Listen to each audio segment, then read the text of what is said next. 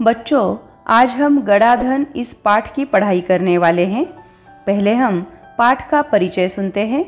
जीवन में परिश्रम बहुत महत्वपूर्ण रहता है। परिश्रम के बिना कुछ भी पाया नहीं जा सकता, इसलिए परिश्रम करने से कभी जी नहीं चुराना चाहिए। हमें इस कहानी के द्वारा यही सीख दी गई है। अब हम पाठ की पढ़ाई करते हैं। सुंदरपुर गांव में रामदीन नामक किसान रहता था। एक गांव था, उसका नाम था सुंदरपुर, और उस गांव में रामदीन नाम का एक किसान रहता था। उसके 4 बेटे थे। रामदीन स्वयं तो बहुत ही परिश्रमी था, पर उसके चारों बेटे बड़े आलसी थे। स्वयं यानी खुद, परिश्रमी यानी मेहनती। वो बहुत ही परिश्रमी था, लेकिन उसके बेटे बड़े ही आलसी थे। वह कुछ काम नहीं करते थे। हर समय इधर उधर बैठकर गप्पे मारा करते थे। गप्पे मारना यानी इधर उधर की निरर्थक बातें करना। रामदीन उनके इस अल्हड़पन से परेशान था। उसे हमेशा बेटों के भविष्य की चिंता सताया करती थी। भविष्य यानी आने वाला समय, वह उनकी चिंता करता रहता था। वह दिन रात यही सोचा करता कि बेटे अपना पेट कैसे पालेंगे। पेट पालना यानी गुजारा करना। एक रात वह इन्हीं विचारों में खोया था। तभी उसकी पत्नी ने झिझकते हुए उसे एक उपाय सुझाया। उपाय यानी तरीका, सुझाया यानी सुझाना। उपाय सुनकर वह कुछ देर सोचता रहा, फिर एकाएक खुशी से उछल पड़ा। खुशी से उछल पड़ना यानी बहुत खुश होना। अगली सुबह रामदीन ने अपने चारों बेटों को बुलाकर कहा, मैं और तुम्हारी माँ अब बूढ़े हो गए हैं। हम दूर तीर्थ यात्रा पर जा रहे हैं। तीर्थ यात्रा यानी तीर्थ स्थानों में जाने के लिए की गई यात्रा। मैंने खेत में धन गाड़कर छिपा रखा है। यदि कोई ज़रूरत पड़े तो उसे निकालकर उपयोग कर लेना। देखो, उस दिन रामदीन ने उनके चारों बेटों से क्या कहा कि खेत में धन गाड़कर छिपा कर रखा है, अगर ज़रूरत पड़े तो तुम निकाल लेना। अब हम दोनों तीर्थ यात्रा पर चले जा रहे हैं।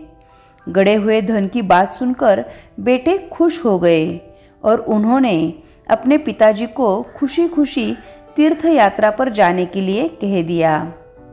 वे मन ही मन खुश हो गए कि अब कुछ दिनों तक पिताजी का बंधन भी उन पर नहीं होगा। बंधन न रहना यानी पाबंदी न रहना, आज़ादी मिलना। रामदीन के जाने के बाद कुछ दिनों तक तो सब कुछ सामान्य चलता रहा, पर उसके बाद पास का धन और घर का धान्य समाप्त होने लगा। अब चारों भाइयों को चिंता हुई। उन्हें अपने पिताजी की कही बात याद आ गई कि जरूरत पड़ने पर खेत में गड़ा धन निकाल लेना। उन्होंने रात के समय खेत की खुदाई का काम आरंभ किया। वे 2-3 रात खेत तो खोदते रहे, पर कहीं भी उन्हें गड़ा हुआ धन नहीं मिला। रात भर के परिश्रम से वे बहुत थक गए थे। जब सुबह बहुत निराश और हताश होकर वे चारों अपने घर लौट रहे थे, तभी रामदीन के परम मित्र हरिनाथ ने पूछा, तुम सब थके हुए क्यों हो? कारण जानने के बाद हरिनाथ ने उन चारों को सलाह देते हुए कहा, तुम लोगों ने खेत तो खोद लिया है, अब उसमें बीज बो दो।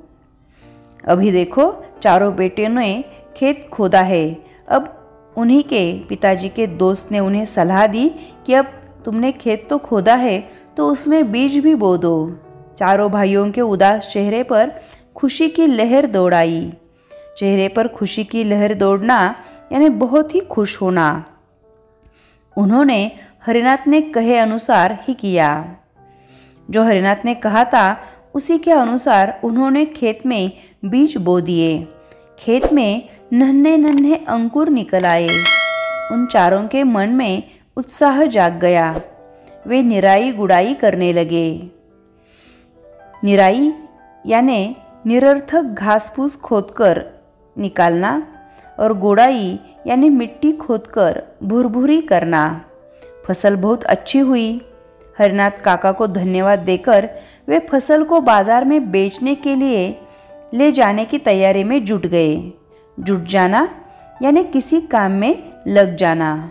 उसी समय तीर्थ यात्रा से रामदीन और उसकी पत्नी लौट आए। माता पिता के आते ही बेटों ने उनके चरण स्पर्श किए।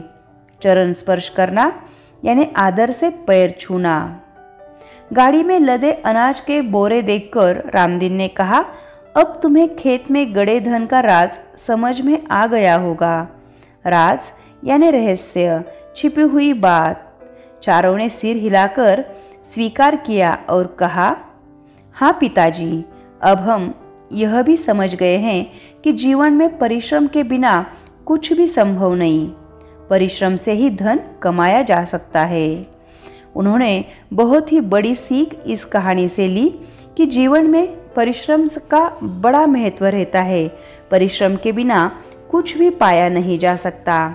इसलिए परिश्रम करने से कभी जी नहीं चुराना चाहिए।